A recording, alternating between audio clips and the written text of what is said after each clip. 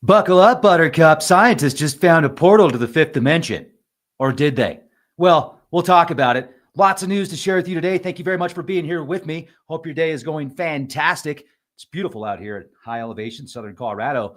So we've got scientists that say they might have found a portal to the fifth dimension. That's the first article we're going to discuss. Then we're going to get into a very somber article. This is terrible. Another plane crash. What the heck is going on with these airplanes? San Diego happened early Thursday morning in the Murphy Canyon neighborhood. We're going to talk about that. It was a Cessna 550 private jet that crashed into a residential area in the Murphy Canyon neighborhood, impacting multiple homes and vehicles. Then we have a tsunami warning in Greece. Check this out. May 22nd, 2025, a magnitude 6.1 earthquake struck off the coast of Crete, and now there could be a tsunami heading their way. Let's hope not. May the force be with you all out there. And then done some research on how many plane crashes there's been the past 6 months, and is this above normal versus how many plane crashes there typically is. We're going to talk about that. Check this one out. Physicists confirm the existence of time mirrors. What the hell is a time mirror? Well, we're going to talk about it. China claims that new anti-stealth radar can detect F-35s. That might be a game changer. Physicists confirm turning light into liquid, as well as a supersolid. Yeah, kind of gives you more perception of like, okay, maybe the sun does birth planets. Maybe, I don't know. They're doing it at a micro level. Trump says he has approved a golden dome, and Ukrainian army approves flame-throwing robots. What could possibly go wrong? Rich dad, poor dad warns that the U.S. debt downgrade signals a 1929-like depression. He's saying, hey, look into gold, look into silver, precious metals. And speaking of, it might be a good time to do that. I don't know if you've called Noble Gold Investments yet. Give them a call. Let them know Rex from Leak Project sent you. A few days ago, they were offering Leak Project listeners exclusively an extra 5 ounces of silver, a total of 15 ounces of silver if you convert your 401 or IRA into precious metals through Noble Gold Investments. They have an A+ rating with the Better Business Bureau. They're awesome. They will help you as much as they can. So give them a call. You'll thank me later. 1-877-646-5347. You can even buy gold and silver coins. You can buy junk silver through Noble Gold Investments. Great pricing, great customer service. I've been with Noble Gold now for about 8 years, and they're an awesome company, and they will definitely help you out as much as possible. So let's get into this, folks. Buckle up. Oh, yeah, you're going to like this. Apple is exploring a brain-computer interface that uses technology that captures your brain waves and allows for those brain waves to be converted into direct messages or code, or it tells basically what that technology to do. So you don't even have to dial your phone number anymore. With this technology, you'll be able to think it, and it will show up on your computer screen. Does that worry you a little bit? Well, it probably should. But don't worry, folks. It's just for the better of humanity. And this is pretty cool. This actually also might explain some of the ancient mythology that describes the gods, like the battles of Zeus and Kronos, different battles in the heavens. Check this out. Jupiter was formerly twice its size and had a magnetic field that could have been 50 times stronger than it is today. So, like, what happened? I think that's fascinating. You definitely want to check us out over at Patreon. Become a Patreon and get access nanu to exclusive content.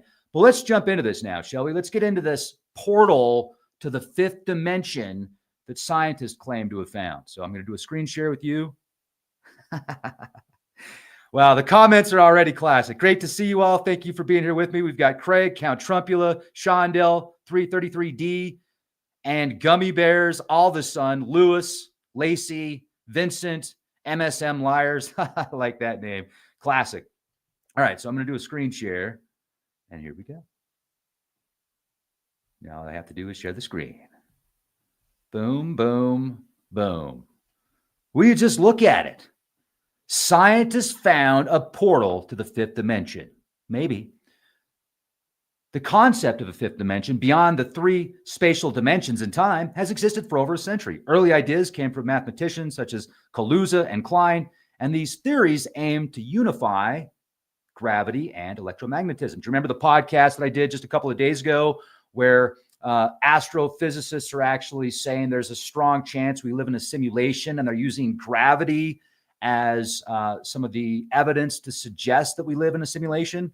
Very interesting. Recently, the idea of a fifth dimension has been used in models attempting to explain dark matter and other phenomena. It doesn't fit with the standard model of particle physics. Then you have fermions as portals. This is where it gets interesting. Some scientists suggest that certain particles called fermions, that name is great, might act as portals or gateways to a fifth dimension. These fermions could travel into the fifth dimension, and their interactions within that dimension could potentially explain the existence of dark matter. But what is dark matter really? You know, like they got to come up with a name for stuff they can't explain. Kind of like when they said that you have a bunch of junk DNA because they don't know how it works. They call it junk DNA. I mean, is it really junk DNA? Probably not.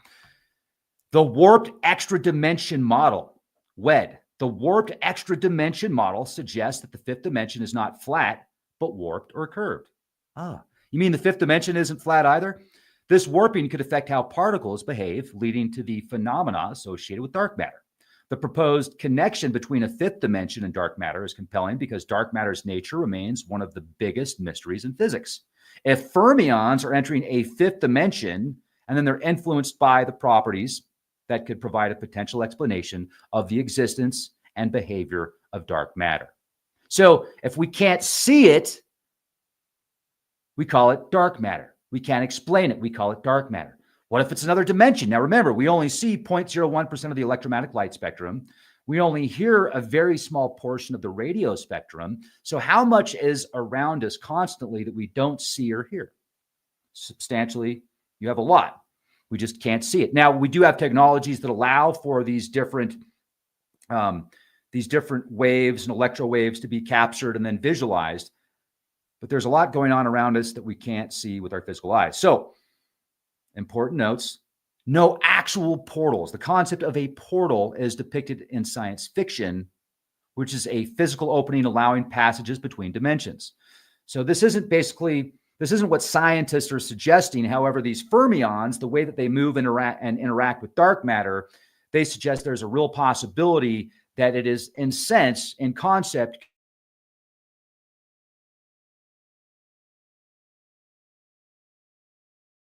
some of us do when we have out-of-body experiences or lucid dreaming or astral projection. Maybe it's another dimension that people could call a fifth dimension. Now, there's also been many studies with certain universities and the molecule DMT. They're even mapping out these different dimensions that people go to under these controlled conditions, and they go back to the same place. They see the same beings. Now, I've got a friend that has a YouTube channel called the Oppenheimer Ranch Project, Diamond from the Oppenheimer Ranch Project. He also Magnetic Reversal News. And he has had experiences where he has seen entities in this DMT space, and he's actually talked to them and interacted with them. And one thing that I thought was quite frightening was when he had mentioned one time he had this conversation with an entity from the DMT space, and he said something along the lines of, you know, what do you want me to do? What should we do? And this entity said, stop breathing. That's kind of spooky. So did he say stop breathing because of some nefarious reason? Or is it more that if in order to go to this dimension, usually when people go to this fifth dimension or this alternative dimension, it's because they did stop breathing. Like when you go to the light, when you pass, or when people describe these near-death experiences, a lot of times, like actually, as a matter of fact, Shondell, he's in the chat right now. He's talked about here on Leak Project as well, an experience he had that was a near-death experience. And I get goosebumps just thinking about it, because in his experience, not only was he surrounded by demons that were mocking him for a minute, but then he went through a process of like a test. It was basically a test where, well, he described it to me like this, and you're in the chat, Shondell, so correct me if I'm wrong here. But in this experience that he had, this near-death experience, first he was being mocked by, or at one point he's being mocked by these demons. And then he basically says, you have no power over me. There's nothing you can do to me. And then this boat shows up. He's at the water. A boat shows up. He has this token in his hand that he can give to the ferryman that allows him to get on the boat. People get on the boat. He's basically one of the last people off the boat. There's a girl there that says, oh, I don't have a token. I can't get on the boat. I'm not going to be able to travel. And so Shondell, out of the kindness of his heart, gives this girl his token so that she can get on the boat. Pretty honorable. And then after he gives her the token to get onto the boat, he wakes up shortly after, like in this dimension. So imagine him getting on that boat, not giving the token. He probably would have crossed to the other side. He gives the token to this girl. She gets on the boat, and then he wakes up. Pretty powerful testimony. Very powerful testimony. Clearly, every time you dream, you are creating a connection to another reality. Some people say dreams aren't real, but what makes them not real? It's just a different perception of reality. It's a different dimension. And when you can actually lucid dream, you co-create these dreams that you're in. It's a fascinating experience. If you've ever had an out-of-body experience, I've had several. It's amazing. You're literally floating outside of your body, seeing things around you that look just like they do when you're awake. For me, my experiences have been, they're a little bit more shades of gray. The colors aren't quite as vivid, but everything else is there. It's really amazing. So that's the first article. And how's everybody doing in the chat? Yep. And Shondell's in the chat. He says, I am here now sharing what I was told to learn. And you are. Shondell's like the Navajo code whisperer. He decodes and connects dots better than just about anybody I've ever had a chance to meet or know.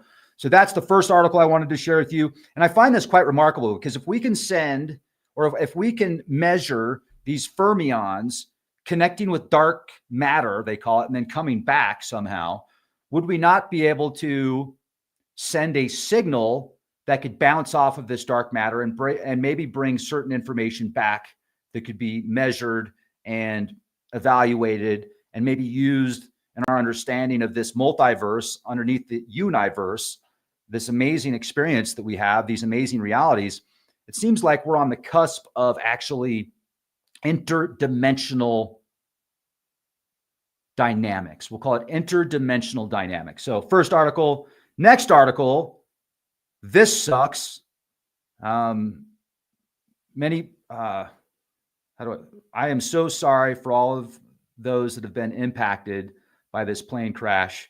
God bless you and your family and the loved ones that aren't with you anymore. A deadly plane crash occurred in San Diego early Thursday morning, May 22nd, 2025, in the Murphy Canyon neighborhood. A Cessna 550 private jet crashed into a residential area in the Murphy Canyon neighborhood, impacting multiple homes and vehicles. There were multiple fatalities, all believed to be occupants of the plane. One person was hospitalized and two others were treated and released, according to CNN. The crash caused significant damage, including multiple homes destroyed, several or severely damaged, and numerous cars were set ablaze. Approximately 100 people were evacuated from the area due to the crash and subsequent fires. The plane was en route to Montgomery Gibbs Executive Airport and had departed from Teterboro, New Jersey, with a stop in Wichita, Kansas. The Federal Aviation Administration and the National Transportation Safety Board are investigating the cause of the crash. The crash, this is interesting. The crash occurred in a military housing neighborhood, impacting families in the surrounding community. Firefighters battled the flames, and a hazardous materials crew responded to spilled jet fuel. The crash occurred amid foggy weather conditions, which may have been a contributing factor. Now, what I would be very interested to know is, like, who was on the plane? Were they working on certain projects? Were they getting ready to release certain information? The location, the fact that it crashed over military housing, I find that very unfortunate, but also it's making me question, is there something else that caused the crash in that area? You know, there's been numerous reports of airplane crashes and how the FAA needs to change and update its technologies. Flight control workers working way too hard, not nearly enough of them when they're working. Like I had Kevin Hogan on yesterday. He was describing an experience he had flying that spooked him out a bit because what he was witnessing with the pilot and the flight attendants. So, I mean, it seems like clearly, well, maybe I shouldn't say clearly, but it seems like there's something going on behind the scenes in certain circumstances that maybe we're not hearing about. What do you think about that? Do you think that this is just the weather related? Do you think that the majority of these crashes are just because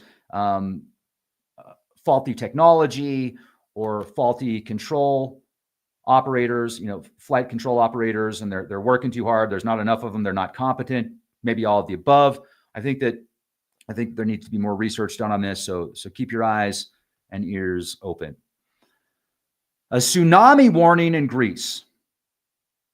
A strong earthquake with a magnitude of a 6.1 struck off of the northern coast of Crete, 6:19 a.m. local time. The epicenter was located 58 kilometers northeast of Olanda at a depth of 69 kilometers. The European Mediterranean Seismological Center, EMSC, issued a tsunami warning following the earthquake, urging people to move away from the coast and reach a higher place. The EMSC stated that the tsunami risk was being evaluated, noting that depending on the distance of the earthquake from the coastline, tsunamis can be local, regional, or distant. Greek authorities advised people to stay away from seaside areas until further notice. Fortunately, no serious injuries or structural damage was reported. Some minor landslides and debris were noted, especially near Heraklion. More than 30 aftershocks were recorded, and the strongest being a magnitude 3.5. Seismologist Gerasimos P. said that there would be some additional aftershocks, but they were expected to be harmless. So, what's going on with all these tsunamis and tsunami warnings lately? I just found an article that I shared with you yesterday about a potential 1,000-foot tall wave blasting the West Coast. And there's an earthquake right now, just a couple hundred miles off the shore of Portland, around Portland, that is actually active, a volcano. Let me repeat that. An underground volcano about 200 miles off the coast that is active.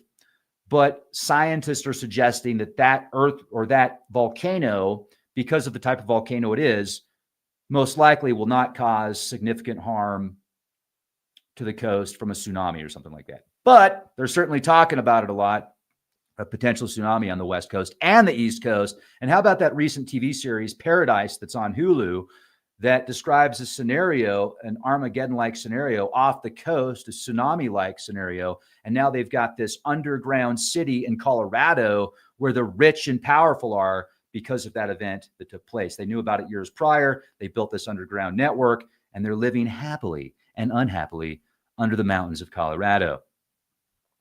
Did a research on how many crashes that there's been over the past 6 months. Now, there's not an exact number, but according to data, the NTSB, the National Transportation Safety Board, reports aviation accidents, stating there's been 87 aviation accidents in the U.S. since the start of 2025, 14 of those being fatal. The data includes all aircraft types, not just commercial airliners.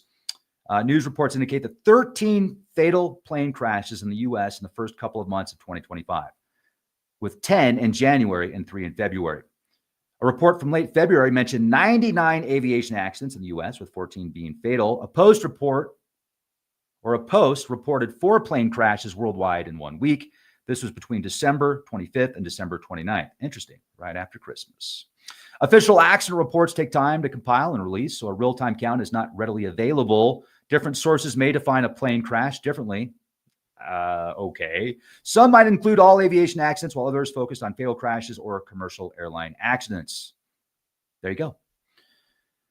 Then I said, well, have there been more plane crashes recently? I did some research on this.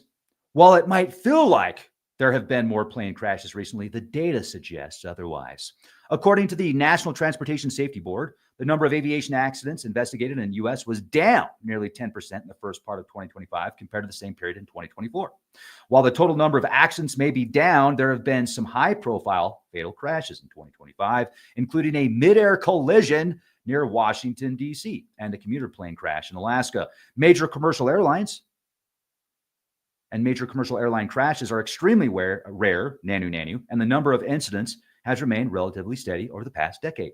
The NTSB investigated a lower number of single-engine plane accidents in 2024 than in any year since 2006, excluding 2020 due to the pandemic.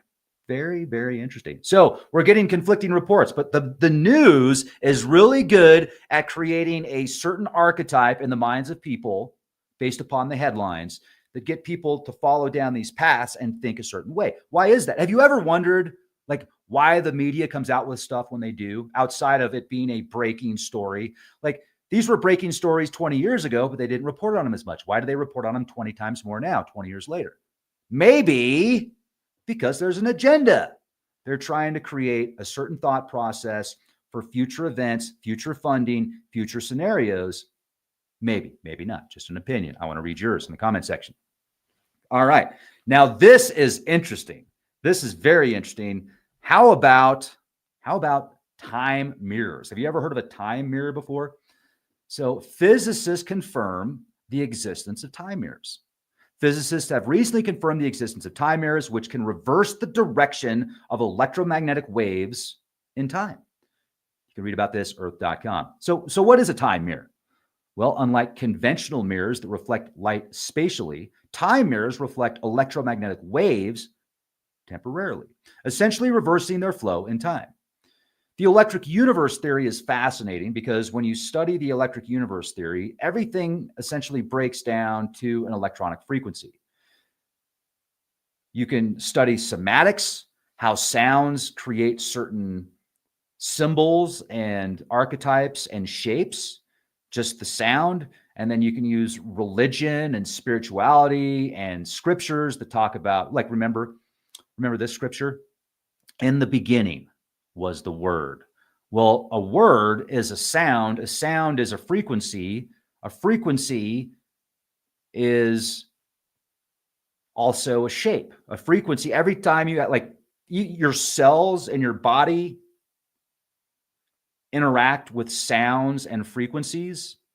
And I've been watching Beyond Skinwalker Ranch and Skinwalker Ranch. It's interesting because if you watch those series, a lot of strange phenomena takes place after a signal is picked up, a frequency that's approximately 1.6 gigahertz. It's very interesting. This 1.6 gigahertz frequency is captured and recorded, and oftentimes strange phenomena, high strangeness, happens shortly after or right after. And not just Skinwalker Ranch. They just, there was a study on Beyond Skinwalker Ranch where they went to the Bradford Ranch close to Sedona, Arizona, and they picked up that 1.6 gigahertz signal. Then they picked up these heat signatures. The temperature started rising. It's at nighttime. The temperature, if anything, should be going down. There's no cloud cover. So it's very bizarre, these events that take place. And then a lot of times you'll see strange phenomena after this 1.6 gigahertz. A theory that I've got going on right now is some of these locations where there's high strangeness, and then they go out and what they refer to, like Travis Taylor, poke the hornet's nest. It seems like these are locations that connect like an elevator to other dimensions, or a staircase to other dimensions. These are overlapped. These areas are overlapping each other. And so when you're doing these experiments at specific places, it's causing an effect and a ripple effect through the dimensions. And so you could have these beings that are living their lives and doing their daily activities in these other dimensions, and then they're being basically affected by these experiments that are taking place at certain areas. Somehow there's this overlap of these dimensions. So that's my theory. And then when you've got this 1.6 gigahertz, that somehow is something's being done at that other dimension that's causing this overlap and interaction between our dimension and their dimension, whatever that dimension is. I mean, it's whether it's the fourth or fifth or whatever number you want to put towards it, there's something different there in a different spectrum that we don't see with our physical eyes and we don't hear with our ears. But if we use technologies that go outside of those electronic spectrums, it will capture that, and then we can then analyze that data. I'm going to do my best to get Travis Taylor back on the show.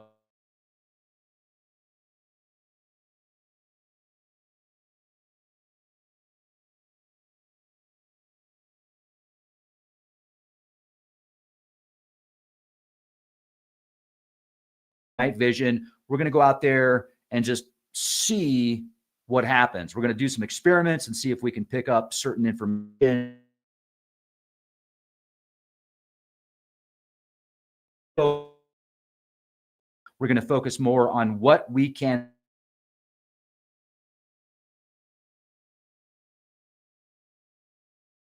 We're going to cut down on the fluff.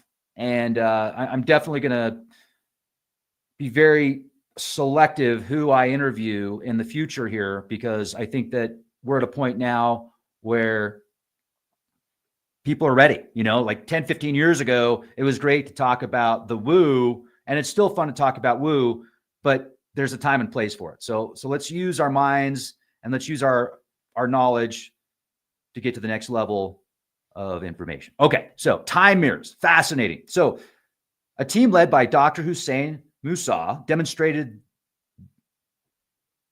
this by rapidly changing the properties of a metamaterial device. The sudden change acts as a time interface, causing the incoming signal to be reflected backward in time. We're talking about these time mirrors. So what does that mean? It's not time travel per se, but this discovery validates a theoretical concept from quantum mechanics and opens up possibilities for manipulating waves in new ways, potentially impacting communication and computing technologies. This is a significant step forward because it demonstrates that these time reflections are not just theory. They're not just theoretical constructs, but can be created and measured in a laboratory setting, scientific method. This achievement could lead to new ways of controlling light, such as creating photonic time crystals with potential applications in wireless communication, radar, and photonic computing. So, in summary, this research provides experimental evidence for the existence of time mirrors, which can reverse the flow of electromagnetic waves in time. This advancement has potential implications for various fields, including wave manipulation and signal processing. It could also probably be used for stealth type technologies. You could create some type of wave, energy wave or electric wave that these radars are picking up that would alter what they're seeing. So you could have something there that the radar wouldn't be able to capture because it's picking up different data sets from these electromagnetic waves. It's picking up different waves. Very interesting, very fascinating. I can't wait to see the future of time mirrors. China claims that new anti-stealth radar can detect F-35s. China has claimed to have developed new radar systems that can detect U.S. stealth aircraft, including the F-35 Lightning II.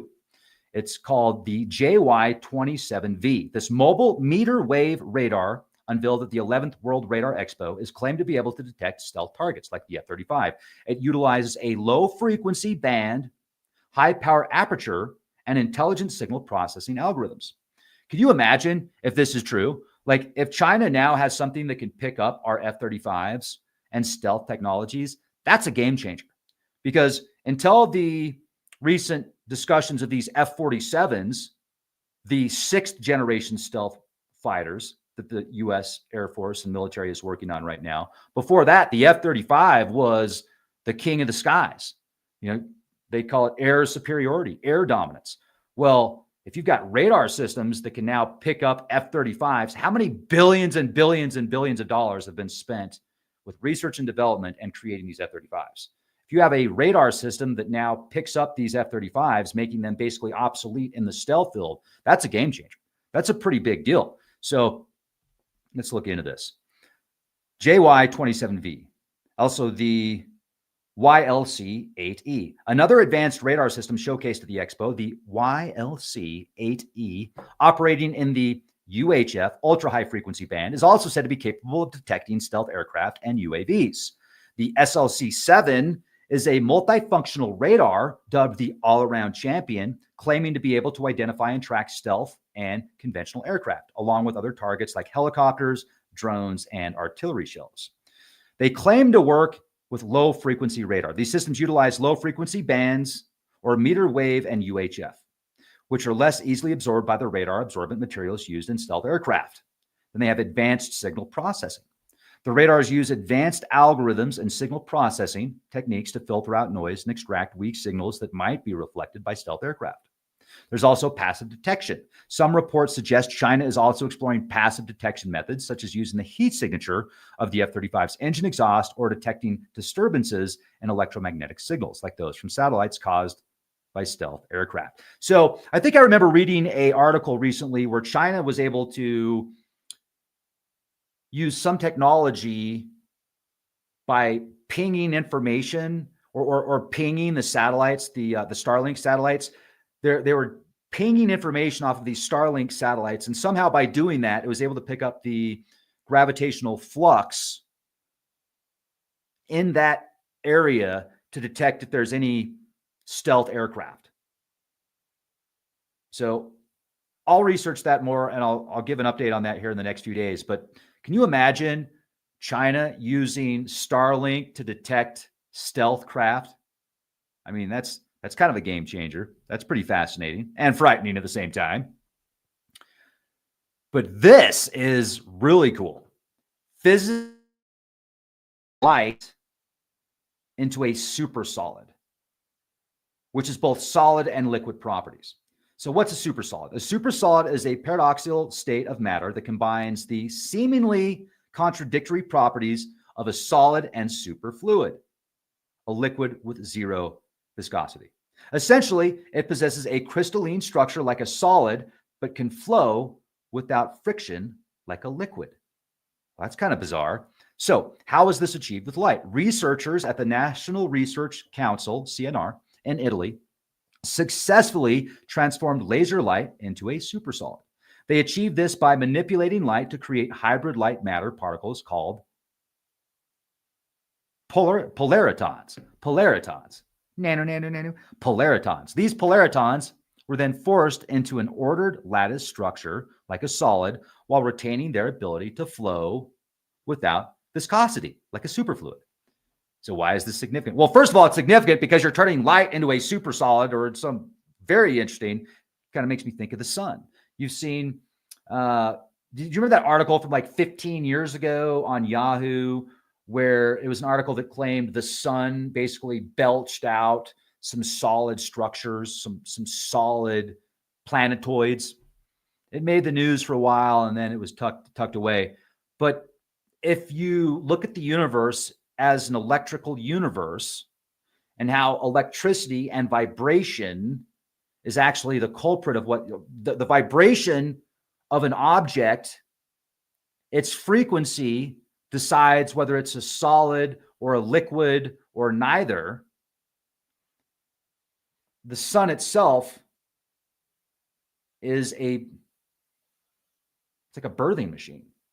Pretty wild, pretty fascinating. So this is the first time a supersolid has been created using light rather than atoms. It opens new avenues for studying quantum mechanics and condensed matter physics. Light-based supersolids may be more stable and controllable than those created with atoms, potentially leading to advancements in quantum computing and optical technology. So imagine a material that's both a crystal and a frictionless liquid at the same time. Physicists have now created this bizarre state of matter using light, which could lead to exciting new technologies in the future. Recently, there was an article that came out describing the science of the Large Hadron Collider turning, what was it? Like turning lead into gold, but it was only for a few seconds. And the amount of power that was needed to turn lead into gold, it wasn't even a few seconds, it was like microseconds, nanoseconds, very short time, tons of energy that had to be used. But it's like the old alchemical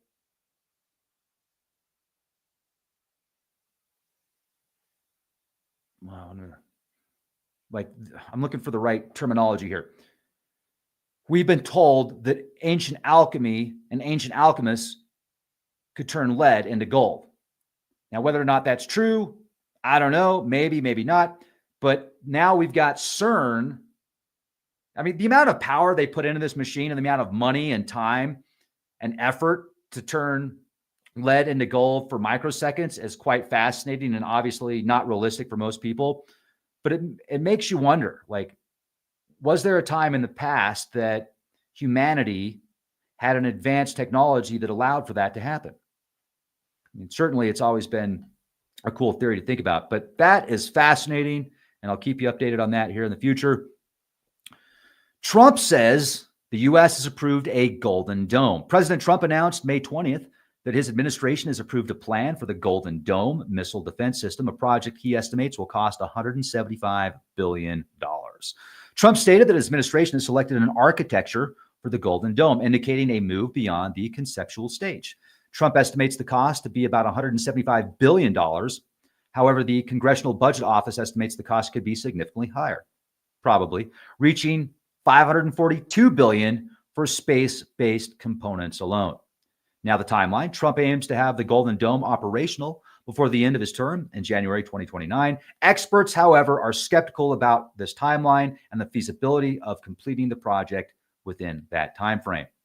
Space-based interceptors: the Golden Dome will involve placing missile interceptors in space, marking the first time the U.S. has deployed weapons in space. Do you remember the Star Wars project that was talked about when Reagan was in office, President Reagan? It made the news, it made the mainstream, and then it was hushed up. Then they're like, oh, no, we're not doing it. No, it's, let's talk about sports. I know somebody that actually worked on that project from 15 years ago. He was in the Navy, and he was telling me about satellites that could capture radioactive isotopes and radioactive signatures underground, underwater, inside caves. And this was actually over 20 years ago, in the early 2000s. I met him in Washington State when I was out there. And really cool guy, really smart guy. And I mean, I can't validate what he said was true, but I don't know why in the hell he'd make that kind of stuff up. So I remember at that point in time, 20-something years ago, I was talking to him about smart dust. And I was saying, hey, there's technologies that are the size of a speck of sand that they can scatter on battlefields that basically communicate with each other, that pick up any movement in that area. And he thought that I was crazy for saying that because the technologies he was working on, 10 years, 15 years before I was talking to him about that, he was saying it was much larger. It wasn't nearly as an advanced technology, but there was something similar, but it was like the size of your phone, these sensors, not the size of a speck of dust. Now, since then, over the past 20 years, let's fast forward to now, and over the past 5-10 years, there has been numerous articles and information describing technologies about the size of a speck of sand that can be used for tracking purposes on the battlefield. Smart dust, very interesting. And then I've speculated, this is speculation here. So would there be a way to drop the smart dust from aerial vehicles that could then be not only used in the atmosphere? If planes were flying through, they could be tracked with this smart dust, because the smart dust would stay within a certain, like, I don't know, what do planes typically fly at? What's the elevation? And then what do fighter jets and military craft, what is their typical height or elevation when they're flying? Imagine now that there's this smart dust, these microparticles that float in space that basically are connected somehow, whether it be a quantum connection that they've been able to create, or like a web or a net that would be able to pick up anything moving in the air. But also now imagine a world that has these sensors scattered around the world that would pick up anything from insects moving to people to earthquakes to vehicles. And then you can read about this is from 2006, 2008. There was the Hewlett-Packard Nervous System of the Earth project with billions of these sensors that would track everything in real time. And since then, there have been numerous slideshows and presentations and research and development into even more sensors that are smaller, scattered around the world, that can track basically everything real time. However, this technology the Hewlett-Packard nervous system of the Earth, if I remember correctly, was purchased by Shell Oil Corporation to be used for finding more oil. So very interesting. The Golden Dome, Space Interceptors, Space Force. Now, this is interesting. Ukrainian army approves flame-throwing robots. Yes, the Ukrainian army has approved a flame-throwing robot called the Krampus for combat use. The Ukrainian Ministry of Defense has officially codified and approved the Krampus flamethrower unmanned ground vehicle for use by its armed forces. The Krampus is designed for both offensive and defensive operations. It can be used for assault missions as well as for destroying enemy personnel and lightly armored vehicles. Yeah, it's a robot with a giant flamethrower. Let's just give it AI. No human interaction whatsoever. We'll just let it think for itself. I'm a flamethrower robot. You got nothing on me. It features 2 silent electric motors and a tracked chassis. Oh, man. A tracked chassis, allowing it to navigate various terrains. It has a long battery life, enabling it to operate for extended periods. It is equipped with video cameras for reconnaissance and threat detection. It disperses an aerosol cloud that ignites, creating a fireball with temperatures reaching 2,500 degrees Celsius. Wow. That's one hell of a robot. Rich Dad, Poor Dad warns the debt downgrade signals 1929. Author of Rich Dad, Poor Dad has warned that the recent U.S. debt downgrade by Moody's could signal an economic crisis potentially as severe as the Great Depression of 1929. He views the downgrade, the Moody's downgrade of the U.S. dollar, as a significant warning sign of economic instability, drawing parallels to the events leading up to the 1929 crash. He predicts that the downgrade could lead to higher interest rates, a recession, rising unemployment, and potential failures in the bond market, housing markets, and weak banks, according to the Economic Times. He advocates for investing in tangible assets as a hedge against the potential crisis. He specifically recommends gold and silver. He advises saving real gold and silver as a store of value. He also recommends investing in Bitcoin, viewing it as a safe haven asset during economic uncertainty. Wow. I don't know. I mean, there's a lot of volatility in Bitcoin, but I mean, some people think that. Now, I'm a big fan of Bitcoin, don't get me wrong, but Bitcoin definitely has some big swings. Income producing real estate. He suggests investing in real estate that generates a steady cash flow. He urges individuals to become entrepreneurs and develop a side hustle to avoid dependency on job security, and says there's opportunity in crisis. He believes that economic downturns can present opportunities for those with an entrepreneurial mindset and a willingness to take risks. Right on. So, Noble Gold Investments, give them a call. You'll thank me later. But obviously, there's never any guarantees. But if you do give them a call, let them know I sent you, because they were offering a special for Leak Project listeners a few days ago that if you converted your 401 or IRA, they would kick you down an additional 5 ounces of silver. So a total of 15 ounces of silver just to convert your 401 or IRA through Noble Gold Investments. Oh, yeah, that's what I'm talking about. Check this out, though. Say goodbye to traditional devices because Apple is working on a new brain-computer interface. So, do you ever get tired of taking your phone with you and having to dial phone numbers and having to actually use instead of just being able to think it and then having it pop up in your brain or something like that, you actually have to do something physical. Well, I'm okay with that. But according to Apple, say goodbye to traditional computers because they're working on a brain-computer interface where you can control your computer with your brainwaves. What could possibly go wrong? Apple is collaborating with Synchron, a neurotechnology company, to develop technology that allows users to control Apple devices with their thoughts. Synchron's Stentrode device, a minimally invasive implant. Oh, it's just minimally invasive. Oh, yeah. Minimally invasive. It reads brain signals and translates them into commands for devices like iPhones, iPads, and the Vision Pro headset. So in the future, it's going to be trendy. And I told you this years ago, folks. I said in the near future, it's not just going to be Elon Musk's Neuralink. You're going to have big companies and big corporations that are going to compete against each other with brain-computer interfaces. We are seeing the beginning of that right now.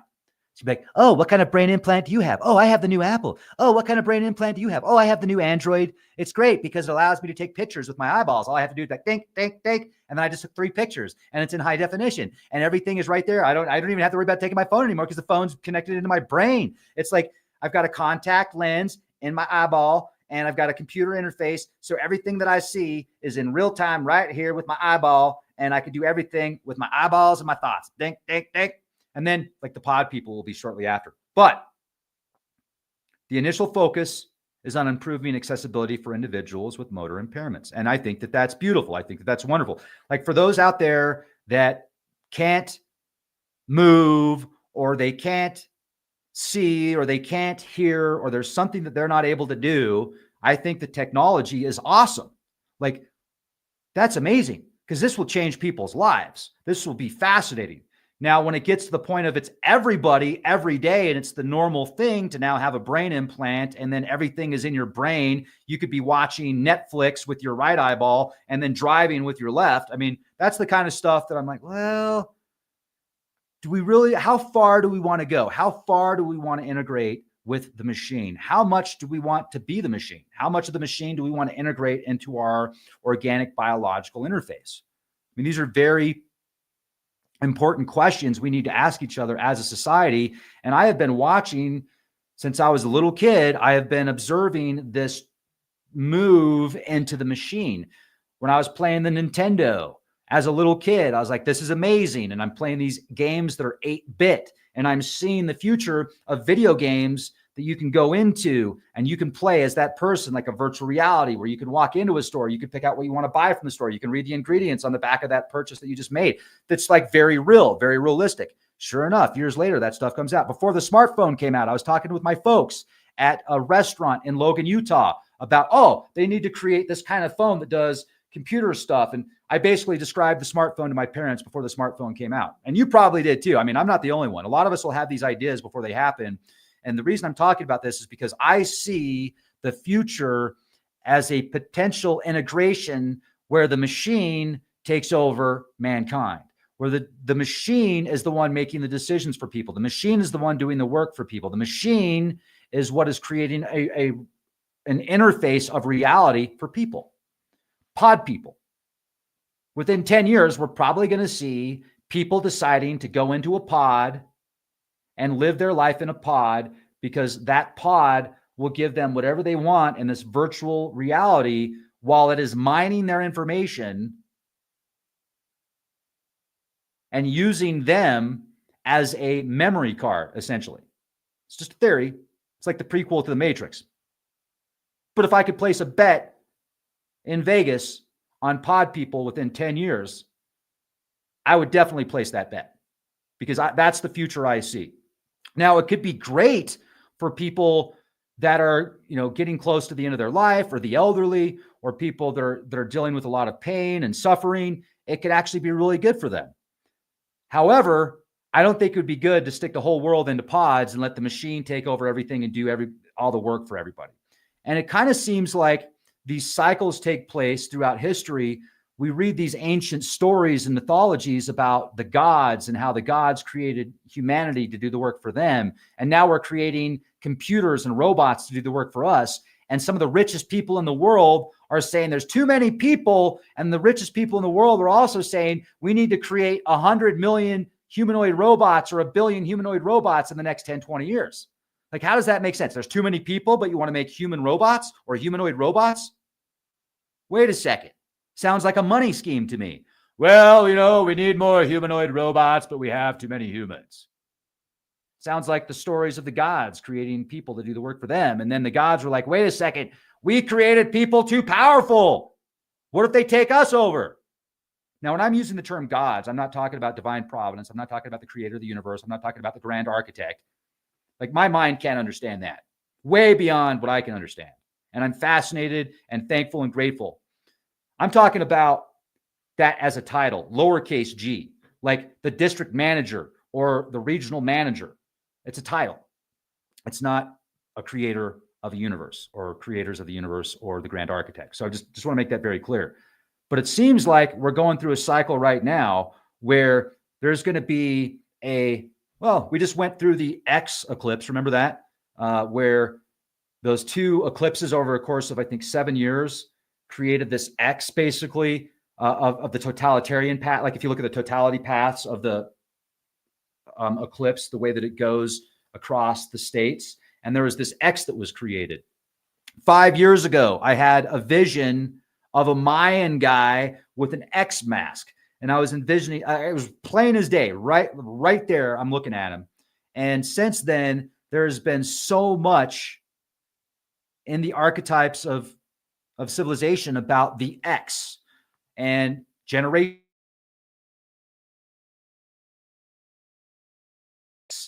The X eclipse. What does that mean?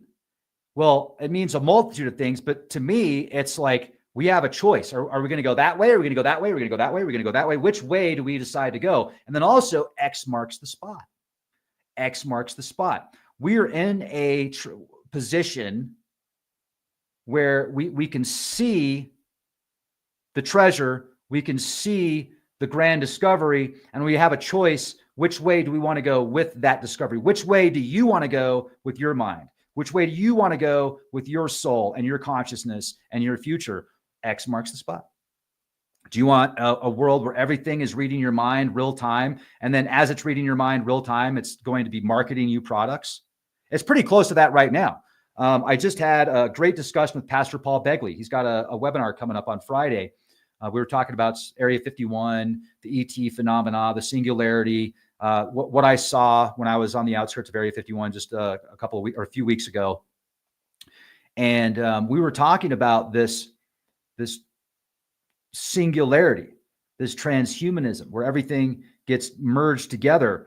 And we were talking about how advanced marketing has become just over the past 10 years with Facebook and social media. Like, how many times do you think something and then it pops up on your scroll feed, on your news feed, or on Facebook or whatever social media you're looking at? Some advertisement will be linked to what you're thinking about.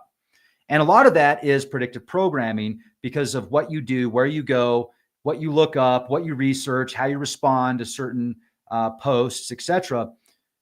But we were also discussing the possibility of this is just theory right now, but could there be technologies in your phone that actually pick up your brain waves and can decipher your brain waves to then promote something to you that you might buy or you might be interested in, or it might change your perception about things? That's possible, maybe, but it's also very, like, you got to remember, you go back 15, 20 years ago, just having a phone, within 1 week of having a phone, there's technology that can predict what you're going to do when you're going to do it within a 90% accuracy rating. This was like a decade ago. So imagine how advanced it's become since then. They don't necessarily need to read your mind because it can predict your mind without even reading it based upon your past movements. Most people are creatures of habit. Most people will use the same linguistics and the same words and verbiage and actions over years and decades. So if you follow that process, you don't need to read somebody's mind. You could actually create the thoughts in somebody's mind and manipulate them just by knowing what they have done in the past. If you know somebody's past, you can change their future most likely based upon their past movements. So I think this is fascinating and frightening at the same time, and we'll keep you posted. Now, boom, this is amazing. This is really cool. Talking about Jupiter. Now, remember, Jupiter is Zeus in Greek mythology. Zeus is the king of the gods. Zeus fights Kronos. Kronos is connected to Saturn. Saturn, which was Kronos, castrated his father, which is Uranus, which is Uranus. Now, if you look at these stories and you connect these stories to the planets, then things start to kind of make sense. Like, oh, wait a second. Was there a time on Earth when our ancestors were watching events in the skies and they were turning them into mythological stories that could be passed on for generations? And was there a time that our ancestors or people of Earth in the past witnessed something with Saturn and Uranus? And then they witnessed something with Saturn and Jupiter. And then they witnessed what we might consider wars in heavens, the battles in heaven. I mean, if Jupiter was twice as big and had a magnetic field 50 times as strong, which is being described in these papers, imagine what would happen if Saturn actually got close enough to Jupiter to where you would have electrical arcing. Now, there's the Velikovsky theory that Venus is only about 3,000 or 4,000 years old, about 3,500 years old. And it was like basically pulled out of Jupiter. And like the red spot in Jupiter that we see, that is the remnants of Venus being extracted, pulled out of Jupiter. Now, I'm not convinced of that. I think it's a very interesting theory.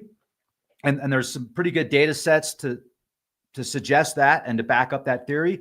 But as of right now, it's just theory. But if we take ancient mythology and we translate these gods to planets, can you imagine how much different our atmosphere must have been like when the dinosaurs walked the earth? It had to have been different, because I don't think dinosaurs could get as big as they were back then with the atmospheric conditions that we have now. The gravity, the density of the atmosphere, the way that the sun affects our planet. But if there was a time in the past that we were in a different position in the solar system, which we were, there wasn't, I mean, that's proven.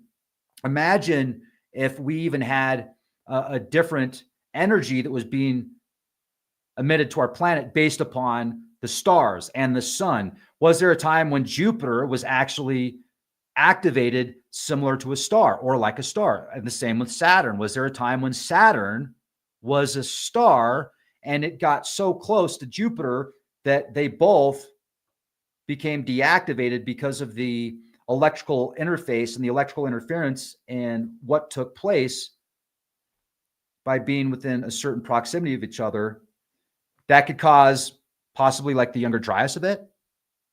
If we did have a different energy or a different atmosphere, and then these planets get close enough together that all sorts of electrical discharges start to take place, maybe different moons or planetoids or asteroids or comets were created and then flung through the solar system.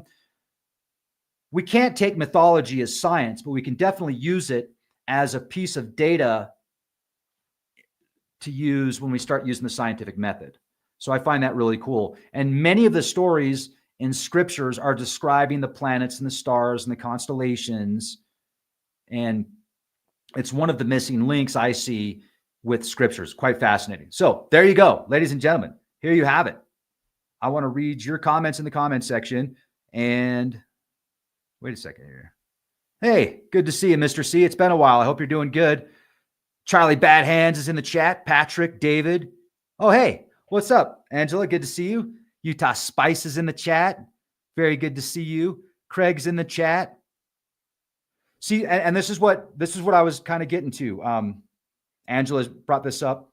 Saturn used to be our sun for some of our ancestors, which is why Saturn is still worshipped. Super cool theory. Yeah. Like, what if there was a time when Saturn was a star? It was the star that governed our planet.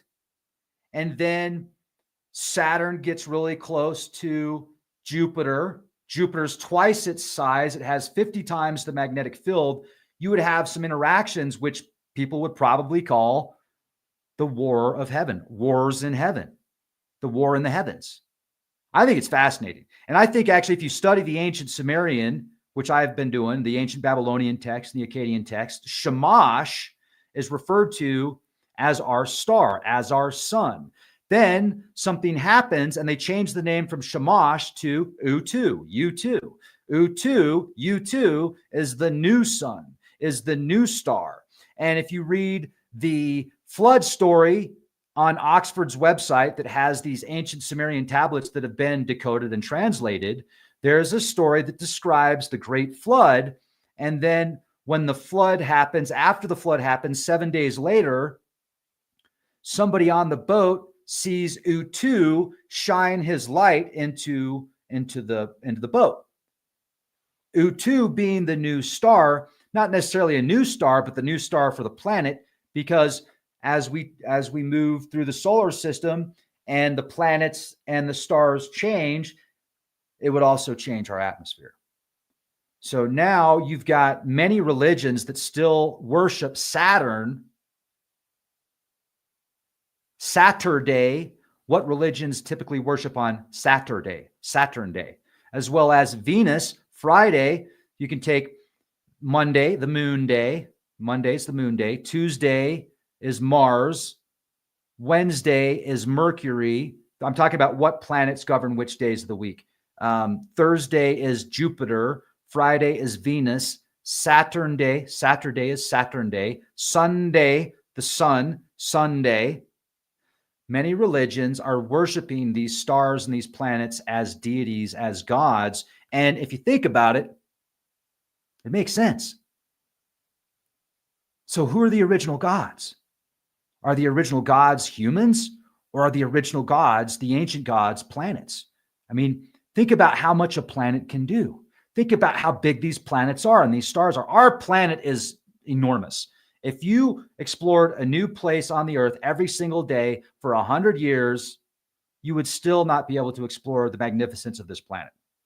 And then you look at the size of these other planets that are 100 times bigger, 1,000 times bigger. Look at the size of our sun and how a solar flare from the sun is larger than our planet. It's energy. It's electricity. It's energy. It's more. It's so fascinating to think about ancient history and how knowledgeable our ancestors were. Yet we are taught today that the caveman we're basically nomadic, living in caves, walking around with fur clothing and a club made of wood. And then they would start fires by hitting rocks together. But what about all the evidence that suggests otherwise? Like, what about the Great Pyramids of Giza? What about Göbekli Tepe or Quran Tepe or some of these ancient megaliths that we would have a difficult time duplicating today with the most modern technologies? And then we're told how they're created with sticks and stones and water and slaves, going, huh, huh, move that rock, huh, pull, huh. Not buying it. Not buying it. And if our ancient ancestors could build megaliths as amazing as they are, still to this day, they probably had the ability to travel the world without a horse and buggy. They probably had the ability to travel the stars and the planets. So everything we've been taught needs to be reevaluated about our history in schools, in my opinion, or just about everything. Quite fascinating. And thank you so much for listening. I hope you're doing amazing. It's great to see you all. You're all so awesome. And check us out on Patreon. We could definitely use your support on Patreon. You could be a Patreon for like $5. And there's a lot of stuff we talk about on Patreon that we can only talk about on Patreon. I've been reading through some of the comments where I read a comment yesterday or the day before where somebody said, Rex, I've been watching you for 10 years, man. I love your shows. I just can't afford Patreon. So I'm kind of disappointed because, all the people I like to watch on YouTube, if I had to go to Patreon for all of them, it'd be even more difficult to afford. I understand. I get it. So look, I do my best to upload as much as I can for free on YouTube. There's just certain things that we can't talk about here. So we can over on Patreon. And also we're uploading our podcast, Nanu Nanu, on Podbean. So Podbean will podcasts on 14 different platforms. So if you like to just listen to the audio, if you're at work, you're driving and you want to listen to audio format, check us out on Podbean or Apple Podcasts or Amazon Podcasts, iHeartRadio. We're going to be on 14 different platforms as well. And that's what I'm talking about. Thanks, everybody. Be the change you want to see. Nanu, nanu.